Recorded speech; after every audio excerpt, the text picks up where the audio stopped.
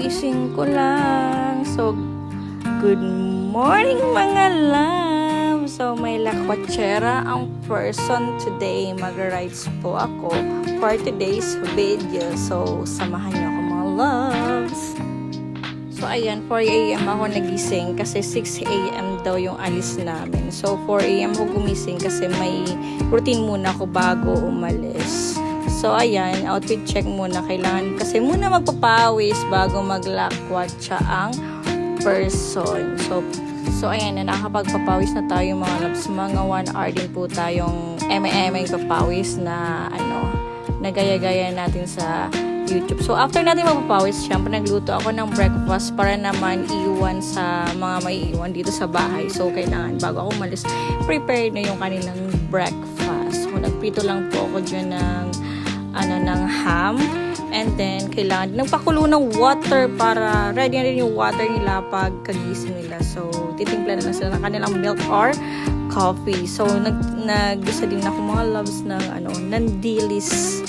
Ayan, so hindi lang ham, may ginisang dilis din. May ginisang dilis din akong prepare para sa kanila. Pagising nila, for the food na lang, diba? So, yung link pala ng natin mga loves ng ating initan ng water is nasa comment section. Baka naman, dyan nasa showcase ko din po mga loves sa aking TikTok account. So, for the gisa muna ang person. Tapos, after natin mag-gisa, ilalagay na natin ang kamatis. Kamatis and yung dilis. So, mga loves, tapos na tayo mag-breakfast and magpapawis. So, syempre, next maliligo na and mag-prepare na and magbihis na para makagora na ang person. See ya sa biyahe mamaya. Ay, bago pala umalis. Bye! Hey mga loves, okay, since nakaligo na tayo, syempre, hindi natin kakalimutan na ating sunscreen para hindi mahitin na ating face. Usapan namin na aking friend, mag-rise kami ng 6 a.m. Alam niyo ba na nag-chat pa lang sa akin, kagigising niya pa lang ngayong 6:15. So sabi niya 7 na daw kami aalis. So okay lang na medyo bagalan ko yung pag-prepare since Charlotte na din nagising. Shoutout sa'yo, Sheena Casey Jimenez. Grabe ka makasked ha, tapos ikaw gigising ng late. Agaw ko kayo nagising. Talaga. Punan natin ang sunscreen mga loves para protected tayo. Ha, sun? Sa sun. Okay, so ready na us. Let's go. Alis na tayo. Have a safe trip to us mga loves. Bye. So ayan, syempre bago tayo gumora na talaga, nagpagas muna ang first. Papultang tayo kasi medyo malayo-layo ang ating biyahe for today's video mga loves. Oh, ayun na nga mga loves. Nagkita na kami ng aking friend. Pero nag-antayin pa ako ng mga ilang minutes sa aming tagpuan. So, siya yung naka-white. Yan ang aking friend. Shoutout sa Yoshi. Nakaysi Jimenez na nagpaantay ng bongga-bongga charis. So, ayan. Biyahe na kami papunta sa Cagraray mga loves ang aming biyahe for today's video. So, ako isang third wheel lang ng person. Hindi ko alam kung sino yung kasama niya. Charis. Ayoko mag-share pero may kasama siya. Sana all lumalabla. Pakilig-kilig pa yan. So, ayan. Tamang sunod lang ako sa kanila. Medyo nahirapan ng person humabol. Pero okay lang. Sanay naman ako maghabol. Charis. Hindi, no. Never tayong maghahabol. Habol lang po talaga sa motor. Ayan. So, chill ride lang sana ako. But then, minsan, kapag di ko na sila nakikita sa aking mga mata, I need to drive faster para mahabol silang dalawa. Ayan. Ganda ng bonding nila, no? Yung tamang sabay-sabay, una-unahan yung isa, sunod yung isa. So, ganun yung kanilang bonding.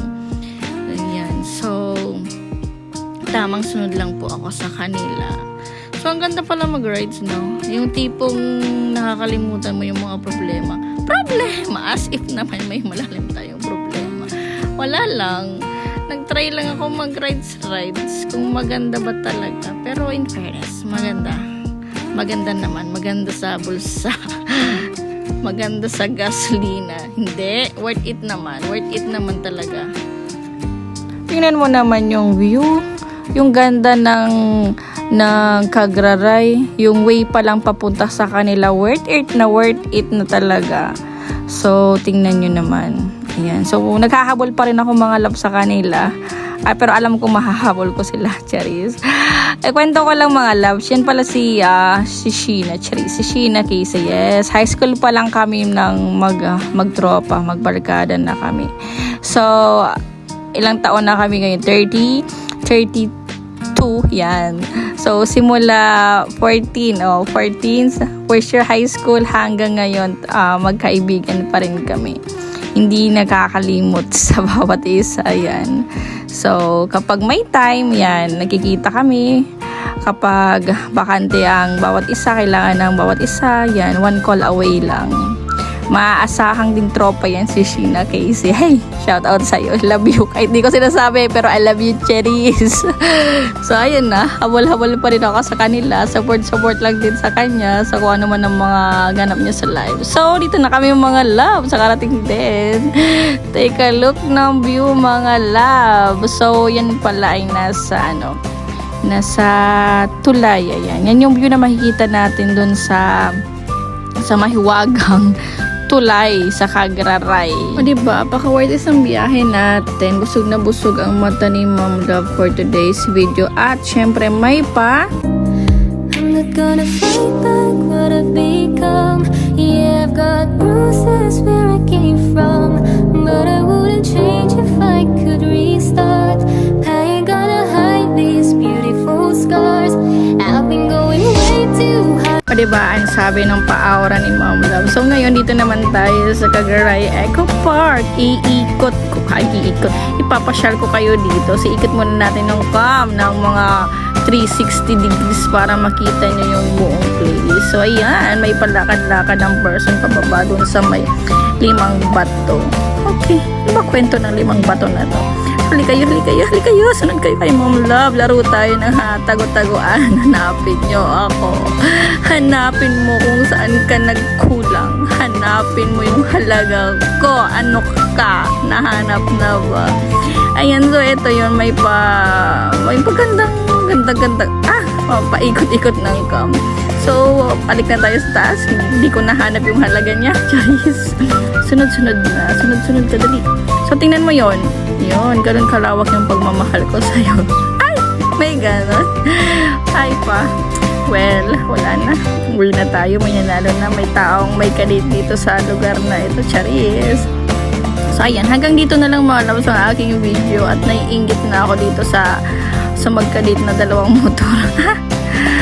So, see ya sa susunod nating lakwatsa mga love. So, ayun pala si aking friend.